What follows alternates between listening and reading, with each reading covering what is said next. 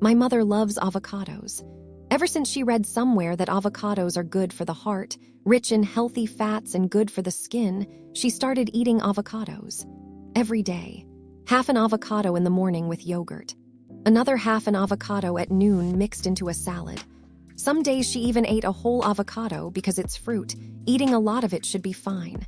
But then I noticed. Mom often complained of bloating. Some days she had a slight pain in her lower abdomen. At night, she couldn't sleep or had mild nausea after meals. But she kept thinking it was because of a weak stomach or old age makes it hard to sleep, and had nothing to do with the avocados she ate every day. I started to doubt and went to find out. And I was really shocked to discover avocados are really good. But if you eat them the wrong way, the wrong dose, or the wrong time, they can become a hidden risk for the elderly. I have found 6 harmful effects of eating avocados the wrong way. Please listen to everything to avoid bad things for your parents and family. I used to think avocados were healthy. My mother did too. Every time I finished eating an avocado, I regretted. This seed is big but firm. It has nutrients. I can use it to make a cool drink. One day, my mother shaved off the part close to the skin to get enough nutrients to avoid waste, as she used to say. But then I read some information that shocked me. The entire avocado tree, from the leaves, the skin, the seeds to the flesh, contains a natural compound called persin. Persin is a fungicide produced by the avocado tree to defend itself. Although it seems harmless, but for people with weak livers and poor immune systems, persin can accumulate and cause harm. According to toxicology studies, persin can cause DNA damage in vitro, causes heart rhythm disturbances, difficulty breathing, tissue inflammation in animals such as birds, goats, horses. And in humans, if the liver detoxifies poorly, the ability to metabolize persin will decrease, causing slow, difficult-to-detect reactions. I think of my mother, who is taking blood pressure medication every day. Mildly elevated liver enzymes. Resistance is also not the same as before. A seemingly simple avocado can be a burden if eaten in the wrong part, the wrong way, the wrong time. From that day on, I quietly changed. No longer let my mother keep the avocado seeds to cook water. Remind her to only scrape the soft, light yellow avocado flesh. Avoid the part close to the skin. And I apply the principle. Only eat 3-4 times/week. 1-4, 1-3 of the fruit each time is enough. Don't eat every day continuously. And don't add avocado when you've already eaten other fatty foods. Because I understand, taking care of the health of the elderly is not about feeding them a lot of good foods, but choosing the right and enough with listening. My mother always says a familiar sentence, "Eat fruit, my child, it's okay." And it's true. Avocado is a fruit, but it's not like oranges, not like apples, and certainly not like watermelon. Avocado is a fruit rich in fat. Not bad fat, but monounsaturated fat, good for the heart, brain, and blood pressure. But it's only good when eaten in the right amount. One day, I tried to look it up online. An average avocado, the kind my mother often eats, has about 250 to 320 calories. That is equivalent to 1.5 full bowls of rice. But my mother didn't replace rice with avocado. My mother only added avocado to yogurt, salad, smoothie, and sometimes even ate one to supplement nutrients. I suddenly realized, it's not that my mother eats a lot, it's that she's eating too many calories, silently every day without knowing it. One time, my mother said, "I don't understand why I eat less but my stomach feels heavy, and my legs and back are tired when I walk." I listened, and I understood. That was when the superfood started to become a small but steady burden for a body that was no longer as energetic as before. Avocado is good, but good in small doses. Eating a little every day is good. But eating the whole fruit, eating it continuously, is a sweet calorie trap. I started to gently adjust for my mother. Only eat 1-3, maximum 1-2 of the fruit at a time.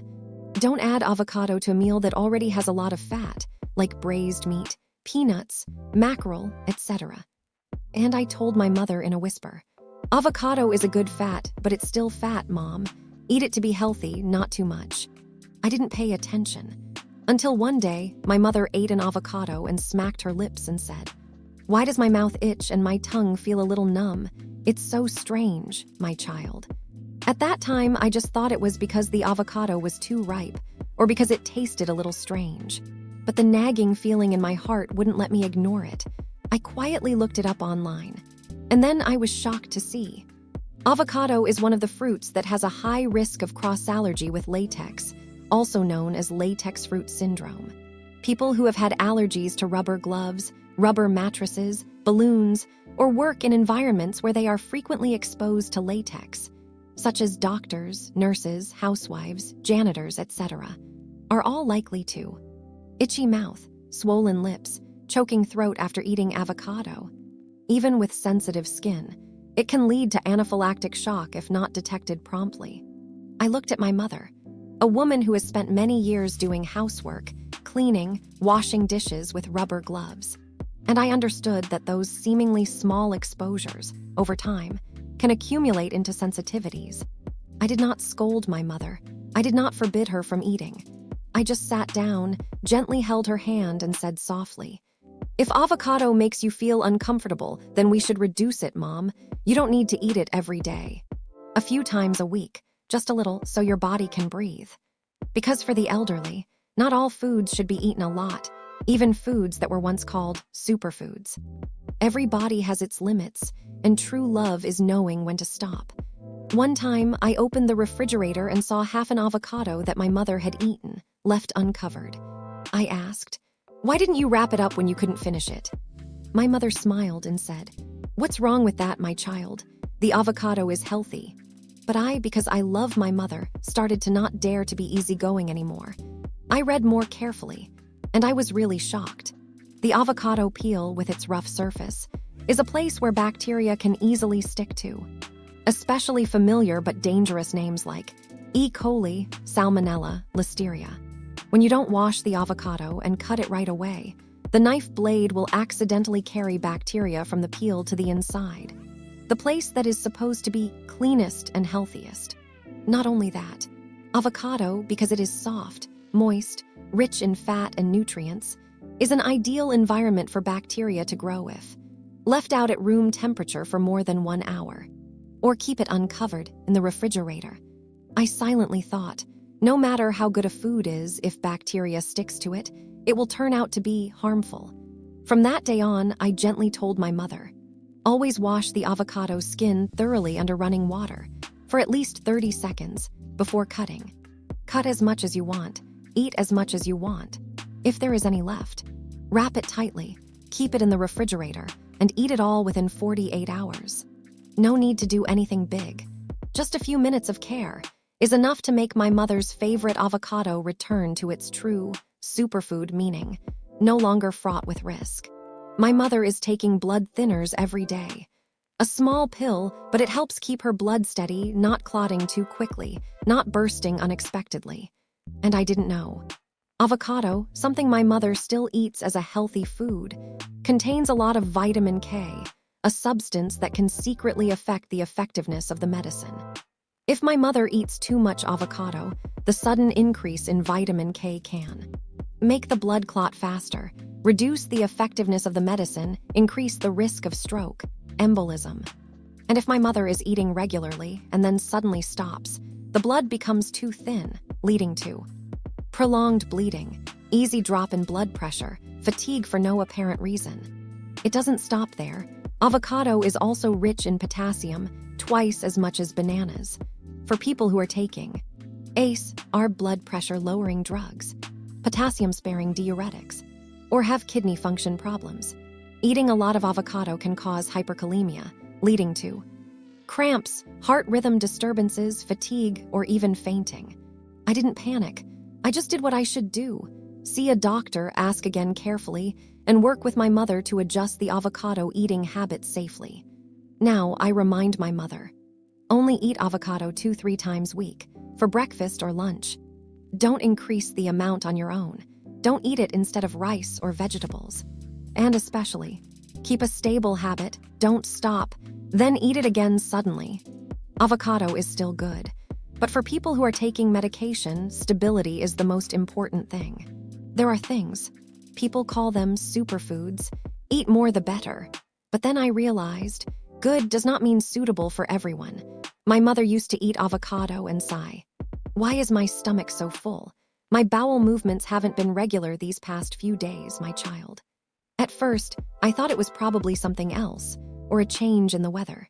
But after paying close attention a few times, I began to suspect, and write it down. I quietly did a small thing, write down a food diary for my mother. Each meal, mealtime, and symptoms after 48 hours.